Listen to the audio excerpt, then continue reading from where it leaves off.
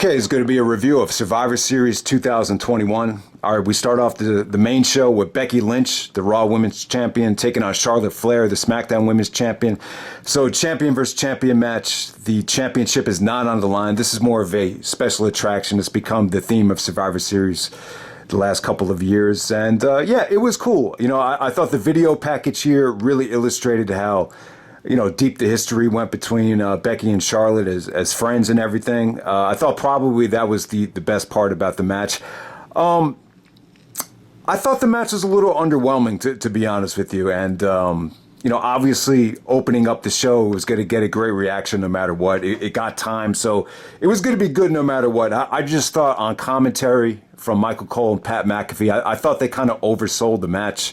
I think Pat McAfee said they're going to make a documentary about how good the match was. And, you know, I thought the This Is Awesome chants were pretty mild. I wouldn't say they were overwhelming. And I don't know. I just felt like Becky's attire kind of, I felt like it kind of held her back a little bit here. It just looked kind of uncomfortable, those boots that she was wearing. She was, you know, representing Raw, so she was wearing these devilish red boots, and they kind of went above her kneecaps. They just looked pretty uncomfortable, and I don't know if that's what threw them off or anything, but I just thought execution-wise, it could have been a little bit better. I thought Charlotte looked good. You know, she looks the thinnest I've ever seen her, so she keeps on improving her conditioning and her, you know, cardio. I thought she looked awesome. I just felt like, I don't know, I just felt like they've had better matches than this. But overall, this was a solid way to start off the show. The ending featured, you know, Charlotte, you know, basically trying to, you know, pin Becky, grabbing the rope. Referee saw it and had to let go of it, but Becky was able to do it behind the referee's back. So Charlotte kind of laughed it off like it wasn't a big deal. So there might be a few people that found Charlotte to be a little bit disrespectful in that situation. But, you know, the bottom line is, you know, I think Becky needed the win a lot more than Charlotte, and that's, so they rewarded Becky with this victory. I mean, she just came back. You know, this is really, you know, one of her first big matches back. So, you know, the title was not on the line. So obviously Charlotte doesn't need to win, you know, a match of this magnitude, you know, considering how many times she's been the champion. But yeah, man, I thought it was cool. But I would just say nowhere near, you know, the best work that they've done together. All right, so next up we got Team Raw featuring Seth Rollins, Finn Balor, Kevin Owens, Bobby Lashley, and Austin Theory to take on Team SmackDown of Drew McIntyre, Jeff Hardy, King Woods, Happy Corbin, and Sheamus. Man, it got a lot of time. It got about a half hour. It was a pretty mixed bag. I mean, the disappointing moments here was Kevin Owens. Kevin Owens just wanted no part in the match. That kind of led me to believe he was going to interfere in the main event. But miraculously, that did not happen, because I felt like that was going to be the predictable thing for Kevin Owens to interfere in the main event. So thumbs up to WWE for not going in the predictable direction. Really, I thought Happy Corbin really brought down this match. Like in the beginning of it, when he was in the ring, the crowd was just dead. You know, he just couldn't get any heat. The match overall felt really flat in the beginning, but, you know, they turned things around. Yeah, I mean, what really surprised me was the reaction Drew McIntyre and Bobby Lashley got when they went one-on-one. That, you know, they tried to sell this like it was a WrestleMania rematch, you know, the rematch from Hell in a Cell. And yeah, the reaction for both of those guys was pretty good, but they ended up, you know, protecting those guys and they got counted out. So that was a little bit underwhelming. But, you know, in these matches, you really want to, you know, look towards the future and see who really used this match to, you know, gain momentum in their career. And it was definitely Austin Theory. You know, I'm not a huge fan of this gimmick that Austin Theory has with the fake teeth and all the selfies. I think it's kind of corny, but, you know, I definitely understand it. And he got to show his vertical jump. I think McAfee said he had a 50-foot vertical jump. I think that's exaggerating. But, you know, he looked good, man. He pinned Sheamus. You know, he he was actually the last one eliminated before he got down to the final two. So Austin Theory had a great showing. So did Sheamus. You know, Xavier Woods, King Woods.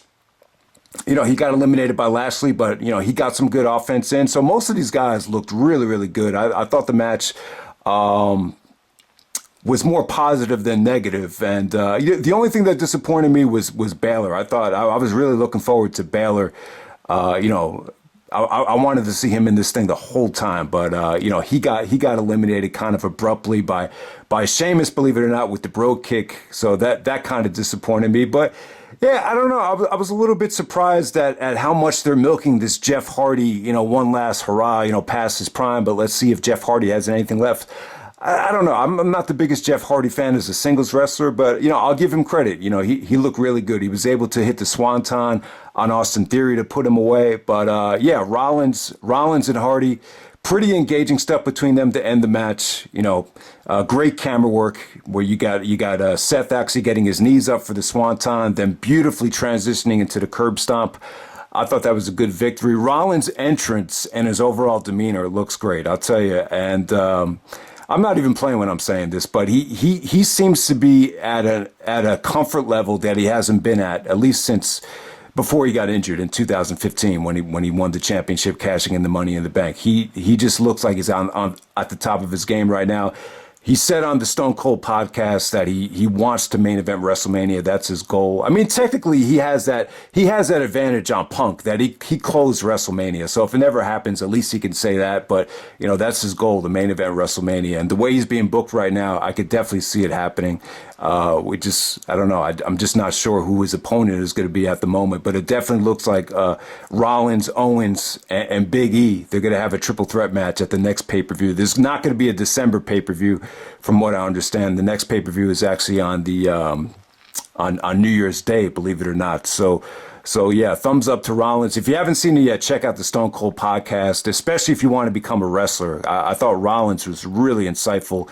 He even impressed Austin, I would definitely say, with that interview. So definitely check that out.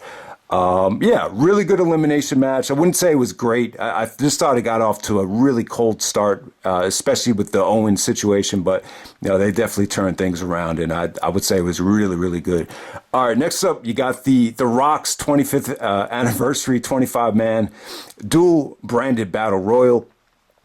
This was kind of a surprise right here. But, yeah, the Rock, with the opening video package, they were co-promoting his new movie on Netflix. So congratulations to The Rock. I'm sure Netflix is gonna pay him a lot of money with this new movie. And yeah, they had all these 25th anniversary of The Rock moments. It wasn't just Survivor Series moments. There were, you know, WrestleMania, Royal Rumble moments as well.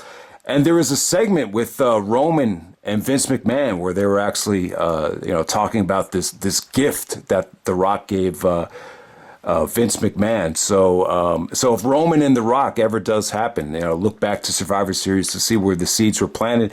And yeah, I think it'd be cool if The Rock came back at WrestleMania. You know, he's going to be 50, I believe, in May. So if Tom Brady plays in the Super Bowl at 44 years old, which is, there's a good chance he might again. You know, there's no reason why The Rock can't have one last match at 49. You know, I think he still looks great. I think Rock versus Roman, I think it's something that could really, you know, bring a lot of fans, you know, attention to a lot of the fans that aren't watching WWE. So we'll see if it happens. If it doesn't happen, I'm not going to lose any sleep over it. But just the way the show came off, it definitely did feel like, you know, they were setting up for The Rock to return, you know, pretty soon, you know, especially with the Rock Bottom in the main event. But we'll get to that later. But yeah, the Battle Royal right here, it was okay. It was more of a comedy match. Once again, they're promoting Pizza Hut at the same time. So you have this whole situation with the Street Profits trying to throw away, you know, give away pizza to the crowd. The crowd was actually chanting, "We want pizza." But Omos ended up winning this thing. I don't know. I just thought he looked, you know, pretty average out there. It was kind of underwhelming. And AJ basically embraced Omos, even though he unintentionally eliminated AJ on the tug of war. But yeah, the fans really got behind Ricochet. It looked like, you know, they were setting up for Ricochet to really get a big victory, but, you know, they didn't really, they booked it like they didn't have any confidence in Omos. So Omos pretty much eliminated Ricochet right away. But yeah, the Battle Royal, like, it had moments where you were like, this is just a comedy filler match. But then once you got down towards the end, it actually wasn't bad. It wasn't the throwaway match that I thought it was going to be. All right, so next up, you got RK Bro of Randy Orton and Matt Riddle, the Raw Tag Teams champions, taking on the Usos, the Smackdown Tag Team champions. So once again, champion versus champion match. Yeah, it was cool. I think it was, the combination definitely worked here. You definitely had a lot of talent in this match. The Usos just did a lot of, super kick sandwiches in this match to Riddle. There was even a beautiful bridge out of a pin by Riddle at certain points, but Orton got the hot tag, and Orton was just, going into his repertoire, his routine. He delivered a lot of stiff backdrop suplexes to the announce table, so the Usos took a lot of vicious bumps there. But yeah, pretty good action. Great camera work as well. The RKO off the top rope out of nowhere, I thought it came off good because of the camera work, and it wasn't like the Usos stuck their neck out where you could see it coming a million miles away. It actually came off. This is one of the better ones I think Randy ever hit. But yeah, I mean, I think the finish is kind of played out, but at the same time, you can't argue with the fans' reaction. This was just a really, really good. It felt like a good Raw match or a good Smackdown match, but I wouldn't say it was great, but just a nice little attraction right there. Just, one of the best things on the card, to be honest with you. All right, so next up we got the women's 5-on-5 Survivor Series elimination match. You got Team Raw, Bianca Belair, Rhea Ripley, Liv Morgan, Carmella, and Queen Zelina taking on Team Smackdown of Sasha Banks, Shayna Baszler, Shotzi, Natalya, and Toni Storm. Okay, it was a mixed bag right here. I'll tell you what, I would have preferred this to open up the show. I just think you're asking too much to have some of these women out there in the double main event of Survivor Series. It just I just felt like there was more weak links than positive links. I just felt like the strong links in this match were definitely Sasha Banks, Bianca Belair, and Rhea Ripley. I was just really underwhelmed with how they booked Rhea Ripley here. It felt a little bit insulting. I just don't think they got enough out of her in this match. Would have loved for this to come down to Bianca versus Sasha. They went at it, for a couple of minutes, and the fans really got behind them. But I thought the way to go would have been, you have this be Bianca and Sasha. This would be the WrestleMania rematch that they never had, just to end this Survivor Series match. But they didn't go in that direction. They went for more of a storyline thing with Shotzi kind of being jealous of Sasha. So Shotzi was able to kind of manipulate the rest of her team to keep Sasha out of the match, and Sasha got counted out.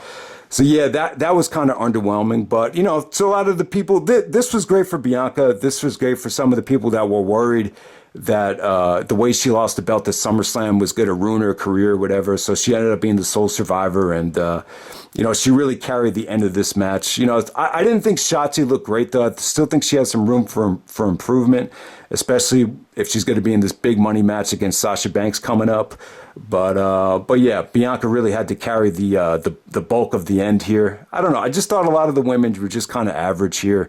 But at the same time, the match definitely did have its moments. But I just felt like the length of the match, considering the talents involved, it definitely dragged at certain points. There was one point in the match where the fans started doing the wave. There was even a huge CM Punk chant at one point where one guy in the front row is trying to knock off the chant. It seemed like one of those guys that just is bitter towards Punk for whatever the reason. But other than that, I definitely thought the match had its moments, but it kind of overstayed its welcome to a degree. And it was probably the weakest thing on the show in terms of matches that got a lot of time, not counting the Battle Royal. And then the main event, we got the champion versus champion. SmackDown versus Raw match. You got Roman Reigns representing SmackDown to take on Big E, the Raw champion. I really figured, Kevin Owens was going to play a huge part in the match. They even teased, Brock's suspension being lifted, so I thought, maybe that's a possibility. And then you saw Roman use the rock bottom, and there was a huge Rocky chant. So, there was a possibility you might have seen one of those guys. The most likely scenario would have been to have Owens come out and screw Big E. But I'm glad they didn't go in that route. I think that would have been too predictable. This was a nice, pleasant surprise that you were able to get a clean finish. I'll say this about the match. I just kind of felt like, from a positive standpoint, I think they just paced themselves. I'm not going to say it was pacing issues. It started off slow, and it almost got to a point where I'm just like, man, this they really need to turn things up and turn things around here, because I just felt like from a crowd reaction standpoint, it just felt like the fans weren't invested at first. I'm not sure if it had anything to do with the championship not being on the line, or maybe they just didn't know who to get behind. But, you know, both Roman and Big E had their share of supporters. You heard dueling chants. But it really wasn't until Roman started trash talking to the fans. He started trash talking to the Brooklyn fans. And, you know, that really kind of got the crowd into it. Big E actually did hurt his knee. He tried to do a splash on the ring apron, and then he sold it like, you know, because of that splash, you know, that's where the knee problem started, and it would definitely come into play later. So, but yeah, man, I thought this was another solid performance from Big E. It was a big night for him. He's on the poster. He's in the main event of Survivor Series, so a huge night for him. I thought the match against McIntyre was more crisp and just more faster paced and easier to watch than this. But at the same time, this definitely had more of a main event spotlight type of feel for Big E. So I thought I thought he had a great showing. I thought him and Roman really turned things around. But like I said, the rock bottom really brought the fans into the, you know, got the fans more invested in the match, the trash talking. And there was just some really, really good sequences here. Roman hit the Superman punch a couple times in a row when he's doing the scream and looking up at the rafters. He doesn't see Big E, and then Big E is right there, no selling the punches. Then he hits him with some nice belly to bellies, and there was a beautiful transition from the Superman punch into the big ending. You know, Roman got his foot on the rope, but overall, man, pretty fun action here, man. With, you know, Big E kicking out of the spear. And ultimately, the ending with Big E's knee giving out. Roman attacks the knee and then hits him with another spear to put it away with a pleasantly surprising clean finish. I thought it was good action, and this is just an example of, you know, two guys kind of, you know, first couple of minutes, you just didn't know where this was going at first, but they really turned things around and ended up being a good main event. You know, definitely the match of the night. Is this going to set the world on fire? Is this going to, you know, end up cracking the top 10 WWE matches of the year? You know, probably not. But at the same time, it's just it was just a lot of fun. I wouldn't even say this was better than Roman and Drew McIntyre from last year's Survivor Series, but it definitely lived up to expectations, if there were any expectations. It was just a good match for Big E. To see if he could prove that he could, you know, fly in the main event with Roman. And I definitely think he did. I would definitely give it a thumbs up. Definitely hit the 4-star level. I wouldn't say, from a rating standpoint, I wouldn't say it was any higher than 4. But I think if you give it any less than 4, you're kind of being hard on it. I definitely thought they turned things around and, you know, made the best of this main event. So, yeah, with this Survivor Series overall, I thought it was pretty good. I think from a wrestling standpoint, it was definitely solid. It was definitely good. You know, Survivor Series 97, 98, those are two pay-per-views where you look back at them and say, yeah, wrestling-wise, they weren't good, but they were definitely memorable. Like, memorable stuff happened.